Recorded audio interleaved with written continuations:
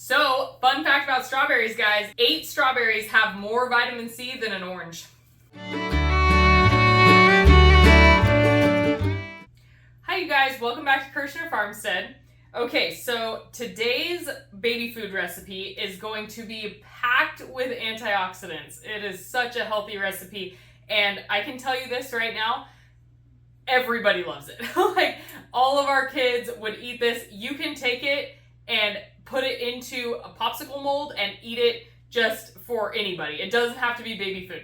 But, of course, today we are focusing on the babies. So this is going to have banana, notice that the fruits that I have right now are actually really ripe. They're on like the end, like most people would use a banana like this to make banana bread, but it is not bad. It is not even really bruised. It's just super ripe. That is going to make your end product so much sweeter when it's mixed with all the other fruits.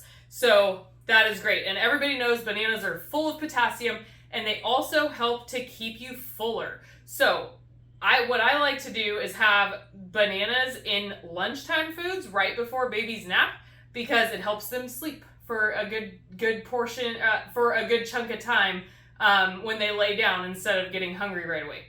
We're going to have 2 different types of mangoes. We have the little golden mangoes, and then we have the big regular mangoes that everybody always gets. I'm actually not sure what the name of this one is. I really need to look it up, and I'll pop it up here. So 2 different types of mangoes. Mangoes are amazing for digestion and for eye health. So you can pretty much bet that any orange food, so pumpkins, winter squash, mangoes, carrots, they're all going to be really good for eye health. Mangoes are also really good for skin, hair, and nails because of the oils that they have in them. Okay, so next up is strawberries. Again, these strawberries were super ripe. That's why I don't have a pretty bowl of fresh strawberries here. We had to cut them and put them into the freezer to get them ready to process. We're gonna make a bunch of the strawberries that are in the freezer into jam. I think we did 2 full flats that we just cut up and threw in the freezer so that we could get them ready. And then, I don't know if you guys watched my last video, but this is cherry juice that is left over from the butternut and Swiss chard and cherry puree. So we are going to be putting cherries in there too. Cherries also, before nap time, cherries aid in better sleep. So we are going to have, for perfect lunch before nap time, bananas to keep you full and cherries to help you sleep. All right, so let's get started. First of all, this is the easiest recipe.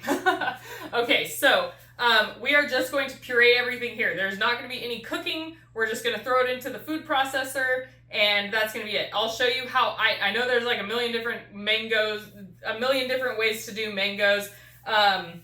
I am by no means an expert. I just use them for baby food mostly, and we buy them sometimes to eat, to make like mango salsas and stuff like that. This is my Cuisinart food processor. I love it. It works great. The blades are really sharp. It even has like warnings telling you that the blades are sharp. I tell you, what would we do without all of these warnings, you guys? I don't even know. So these mangoes, also very ripe. Just remember, the riper that the fruit is, you obviously don't want it to be bad, but the riper that the fruit is, the better the end product is going to be, because it's going to be sweeter. Naturally sweeter. Don't have to add any sugars. Remember, you don't want to add any refined sugars into a baby's diet until over a year. I don't know if you guys have ever heard that. I remember it was either with Hunter or William, people telling me, don't start your babies with fruit. Start them with vegetables or they'll never eat vegetables. Okay, so Hunter and William, 11 and 8, Hunter's favorite vegetables are broccoli and artichokes, and William's favorite vegetables are avocados and cauliflower. So there is absolutely no... I started with prunes. He was the first, obviously. First baby food I ever made. I put prunes with breast milk and rice cereal, which I don't do rice cereal anymore, but that was the first baby food that I ever did. And Then William, his first baby food was a cauliflower fresh out of our garden. So both completely different foods, obviously, cauliflower mixed with breast milk, but completely different foods, and both of them love vegetables. So there's no problem. Just make sure, if you're worried that your kids aren't going to eat vegetables, you just have to offer them often. And obviously, I'm not speaking for everybody's kids. I just have to say, offer them often, and make sure that you make them try them. I mean, that's it. Okay, so I cut down each side of the pit. The fruit gets like tough right around the pit. It's like it's grainy, right? So you don't want that part. And obviously be careful with your knife. If you slip, it's gonna hurt. And mangoes are hard to cut. I know, like I've seen a bunch of people do tricks. I'm just gonna throw these in there. I've seen a bunch of people do tricks where they like cut the mango and then cut down the sides. I'll try to pop up a picture if I can find one. I just try to get the most that I can out of them. And then sometimes Justin is our mango lover. Oh my gosh, he loves mangoes so much, along with Tanner. But he'll like eat whatever fruit is left on the pit. Don't cut yourself when you're cutting, Use your brain, guys. Use your brain, okay? All right. So the hope is that I'm gonna get about the same amount of each fruit on here, okay? So, there's one bruise on that banana, but that's not bad at all.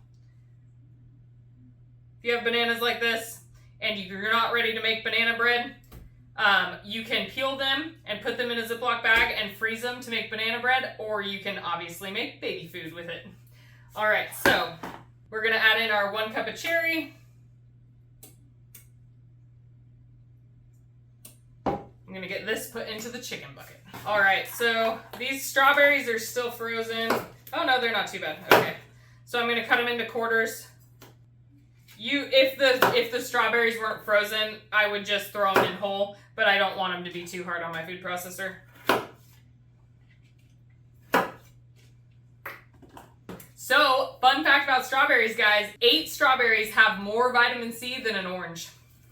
Oranges aren't always the best baby food. You can, of course, start introducing in citrus, but just keep in mind that really citrusy foods can cause diaper rashes, including strawberries. So I know that Tanner is fine with strawberries, but just keep it in mind for your little one.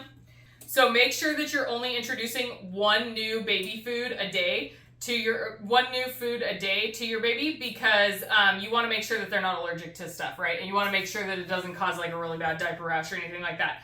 So let's say you fed your baby bananas yesterday, they did fine with them. Okay, so today you can feed them bananas, and then you can add in another baby food. I know that some people say 3 days. I have not found that needed, but if you want to err on the side of caution, you can do that.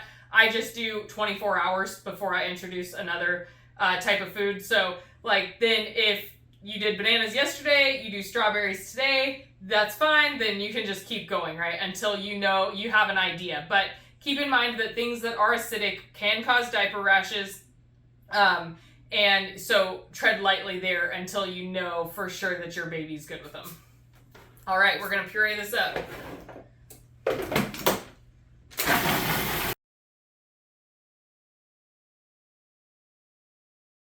All right, you guys, so we got all of the mango, banana, cherry, and strawberry pureed up, and we are going to start filling our baby food pouches. If you refer back to my video, I will link it at the end. Of this video. But if you refer back to our baby food products video, this is the Infantino Squeeze Station, and it is one of my favorite baby food making products. I have used it for all 4 kids. Okay, so Tanner eats about 4 ounces of food at a time right now. So you can see the consistency of this is very, very pureed, and he does still like that. He's not really getting into many textures yet. He's chewed on a piece of bread like at a family dinner, but he doesn't really like any textures in his actual baby food yet. Okay, so we're just going to go down at an angle till it reaches, because if you try to just go straight down, it'll catch air and then you'll have air blown into your bag, and you don't want that. So you're going to go at an angle down until you reach the top, and then pivot it and then go straight down in. Twist it off. Sometimes some comes out. It's not the cleanest process here, okay guys?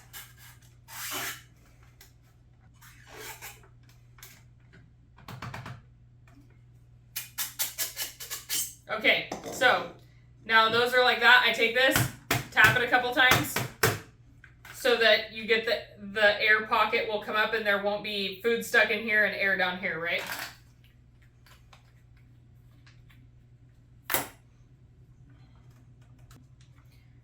And as much as I would love to be able to mark all of the bags before I fill them, I never know exactly how much it's going to be, and I don't want to have bags with like crossed out names and stuff on it. You get an idea of about how much you're going to use, but I'm just not that precise with it.